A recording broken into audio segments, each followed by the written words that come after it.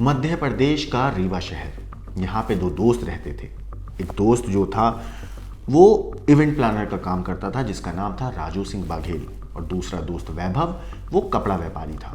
दोनों बचपन के दोस्त थे, अच्छा बुरा वक्त दोनों ने साथ में देखा था। बचपन में हमेशा साथ रहे, बड़े हुए तब भी साथ थे। लेकिन इसी बीच राजू का एक राज वैभव ने उसकी पत्नी के सामने खोल दिया, और वो राज सुनने के बाद एक दोस्त ही दूसरे दोस्त का दुश्मन बन गया था। नमस्कार, मेरा नाम है मोहम्मद आसिम और आप देख रहे हैं क्राइम तक। ये बात है 22 मई की देर रात की। रीवा शहर के अर्जुन नगर ग्राउंड में कपड़ा व्यापारी वैभव सिंह की हत्या कर दी गई थी, और इस मामले को सुलझाने के लिए पुलिस ने 48 घंटे के अंदर दूसरे कातिल दोस्त को गिरफ्तार भी कर लिया। न सिर्फ कातिल दोस्त को बल्कि 3 और लोगों को इस मामले में गिरफ्तार किया गया, जिसमें एक एंकर है जिसका नाम है बिट्टू तिवारी उर्फ गीतांजलि। साथ ही 2 और लोगों को पुलिस ने इस मामले में गिरफ्तार किया है। मगर आखिर क्यों एक दोस्त ही दूसरे दोस्त का दुश्मन बन गया? तो यहाँ मैं आपको बताऊं कि जो राजू था, जो इवेंट प्लानर का काम करता था, उसका एक शादी के बाद भी उसी की कंपनी में काम करने वाली एक एंकर बिट्टू तिवारी उर्फ गीतांजलि के साथ नाजायज रिश्ता था। और जब इस बारे में वैभव को पता चला, जो कि कपड़ा व्यापारी था, तो उसने ये पूरी जानकारी राजू की पत्नी को दे दी। अब जब राजू की बीवी को इस बारे में पता चला तो वो गुस्से में आई और उसने अपने पति राजू को बोला कि या तो तुम गीतांजलि को छोड़ दो या फिर मैं आत्महत्या कर लूंगी।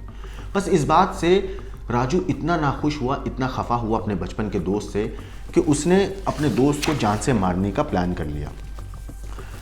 पति की अफेयर वाली बात जानने पर इवेंट प्लानर की पत्नी ने उससे कहा कि बिट्टू तिवारी को छोड़ दो, नहीं तो मैं अपनी जान दे दूंगी।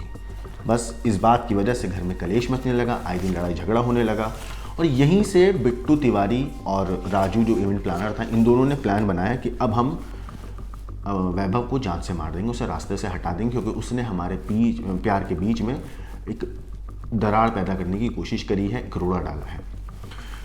मीडिया रिपोर्ट्स के मुताबिक इवेंट प्लानर दोस्त राजू सिंह बघेल, जो कि आरोपी है, उसने जांच में ये चीज़ हैरान करने वाली बात बताई। जब पुलिस इस पूरे मामले में जांच कर रही थी तो पुलिस लोगों से पूछताछ कर रही थी हत्या होने के बाद। तो इसी बीच पुलिस पता करते करते इवेंट प्लानर कंपनी में गई जो कि राजू की थी, क्योंकि राजू पर पुलिस को पहले से शक हो रहा था। उसके हाव भाव देखकर, उसकी बातचीत, उससे पूछताछ में जो चीज़ बोल रहा था, तो पुलिस को शक हो रहा था।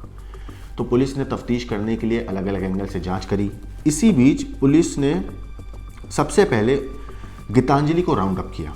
शुरुआत में तो वो इधर उधर की बात करके वो भी घुमा रही थी चीज़ों को, लेकिन जब पुलिस ने सख्ती से पूछताछ करी तो वो टूट गई। उसने सारा राज उगल दिया।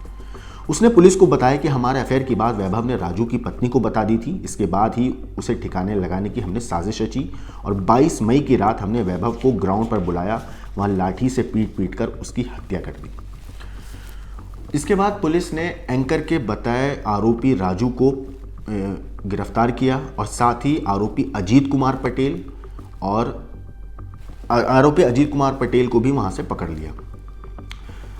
इतना ही नहीं, पूछताछ में यह भी सामने आया कि व्यापारी और इवेंट प्लानर बचपन के दोस्त थे, लेकिन कुछ वक्त पहले ही इन लोगों के बीच में एक और बात को लेकर अनबन भी हुई थी, और यहीं से इन दोनों के बीच में खटास भी होना शुरू हो गई थी।